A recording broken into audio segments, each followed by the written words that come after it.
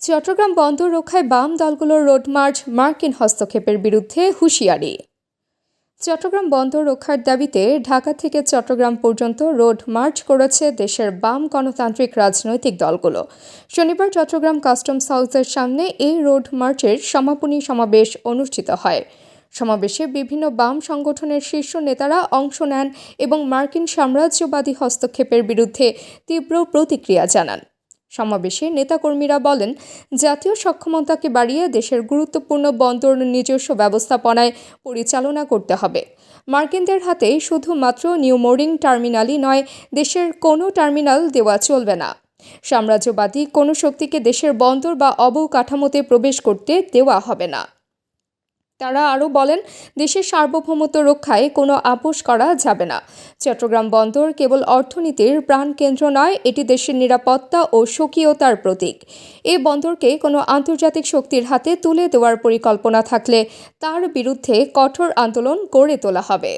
নেতারা অন্তর্বর্তীকালীন সরকারকে সতর্ক করে বলেন, এই সরকার যদি সাম্রাজ্যবাদীদের স্বার্থে কাজ করে তবে দেশের মানুষ চুপ করে থাকবে না। আগামী দিনে আরও কঠোর, আরও জোরালো আন্দোলন হবে।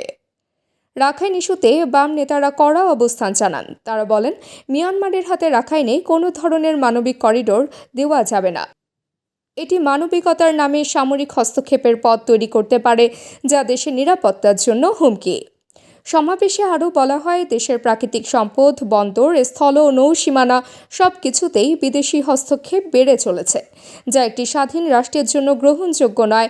নেতারা জনগণকে সচেতন হয়ে বন্দর ও জাতীয় সম্পদ রক্ষার আন্দোলনে যোগ দেওয়ার আহ্বান জানান।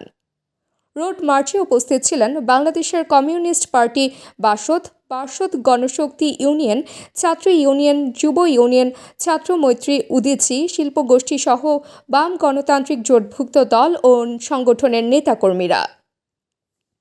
দীর্ঘদিন ধরে চলমান চট্টগ্রাম বন্দরকে আন্তর্জাতিক অপারেটরের হাতে তুলে দেওয়ার প্রক্রিয়া নিয়ে বাম দলগুলো আপত্তি জানিয়ে আসছে। এই রোড মার্চ ছিল তারই ধারাবাহিকতা। সমাবেশ শেষে নেতারা ঘোষণা দেন, জনগণের মালিকানায় রাষ্ট্র ও সম্পদ পরিচালনা নিশ্চিত না হওয়া পর্যন্ত সংগ্রাম চলবে।